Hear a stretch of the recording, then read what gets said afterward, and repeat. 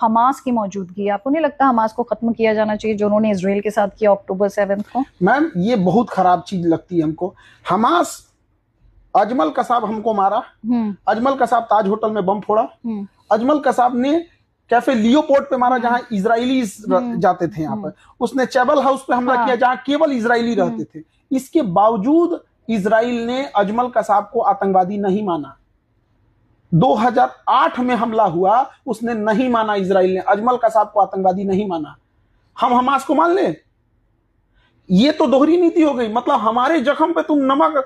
Benjamin Netanyahu Mumbai आए थे, Benjamin Netanyahu चैबल house आए थे जहां इजरायली को मारा गया था, यहूदी बंधक बनाया गया था, कैफे लियोपोर्ट गए थे, इवन नरीमन हाउस में गए थे वहां पे जहां इजरायली बंधकों को बनाया गया था। बावजूद उन्होंने अजमल कसाब को आतंकवादी नहीं माना।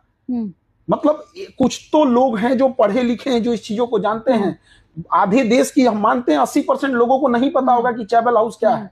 80% लोगों को ये नहीं पता होगा कि बेंजामिन नेतन्याहू, बेशर्मी की हद हो गई, चैबल हाउस में आके अजमल कसाब को आतंकवादी नहीं माने। क्या बेशर्मी है ये चीजें। नहीं, लेकिन आपके हिसाब से हमास टेररिस्ट आउटफिट है कि नहीं है? बिल्कुल है, इजराइल के लिए।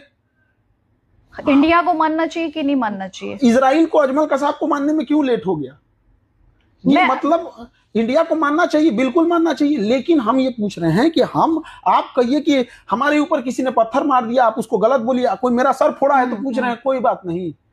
ये गलत तरीका है। हम ना इजराइल के साथ हैं, ना अमेरिका के साथ हैं, ना हमास के साथ हैं। हम अपने देश के साथ हैं। आप अजमल कसाब को आतंकवादी नहीं मानिएगा और आप कहिएगा कि हम आपके साथ दे दें। अजमल कसाब को आतंकवादी कब माना आपको पता है? 7 अक्टूबर को जब इजराइल पे हमला हुआ है तो भारत से कहा है कि आप हमास पे कंडेम कीजिए, तो भारत ने कहा है कि आपका इंटरनल मामला है। तो इजराइल को पता चला कि भारत गुस्सा इस वजह से है कि उन्होंने अजमल कसाब को आतंकवादी नहीं माना, तो वो 2023 में आके 2008 की घटना को 2024 में आके माना है कि ये आतंकवादी है। हम भी मानेंगे 15 साल बाद।